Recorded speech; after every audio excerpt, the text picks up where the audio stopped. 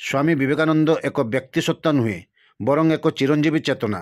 ଏହି ନାମ ଏକ ଅତୁଳନୀୟ ଆଦର୍ଶ ଆଧ୍ୟାତ୍ମିକତା ମାଧ୍ୟମରେ ଜୀବନବୋଧକୁ ଉପଲବ୍ଧି କରିବାର ପବିତ୍ର ଅଙ୍କାର ବୋଲି ମୁଖ୍ୟମନ୍ତ୍ରୀ ଶ୍ରୀ ମୋହନ ଚରଣ ମାଝୀ ଜାତୀୟ ଯୁବ ଦିବସ ପାଳନ ଅବସରରେ କହିଛନ୍ତି।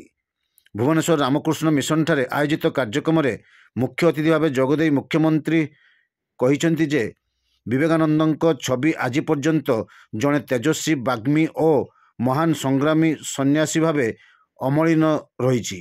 ବିବେକାନନ୍ଦ ଥିଲେ ଜଣେ ଯୁବ ସନ୍ନ୍ୟାସୀ ଯିଏକି ଭାରତର ଯୁବ ସମାଜକୁ ନିଜର ଅସ୍ମିତା ଉପରେ ଗର୍ବ କରିବାକୁ ଶିଖାଇଥିଲେ।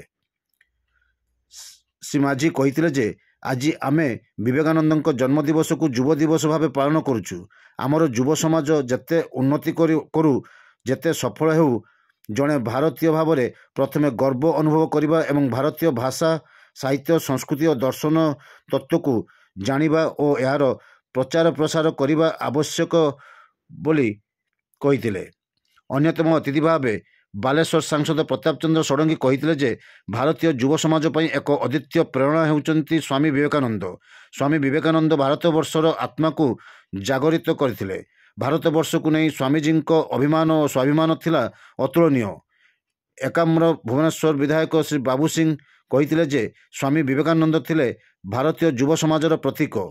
ଚିକାଗୋରେ ସ୍ୱାମୀଜୀଙ୍କ 3 ମିନିଟ୍ର ବକ୍ତବ୍ୟ ତାଙ୍କୁ ବିଶ୍ୱବିଖ୍ୟାତ କରିଦେଇଥିଲା।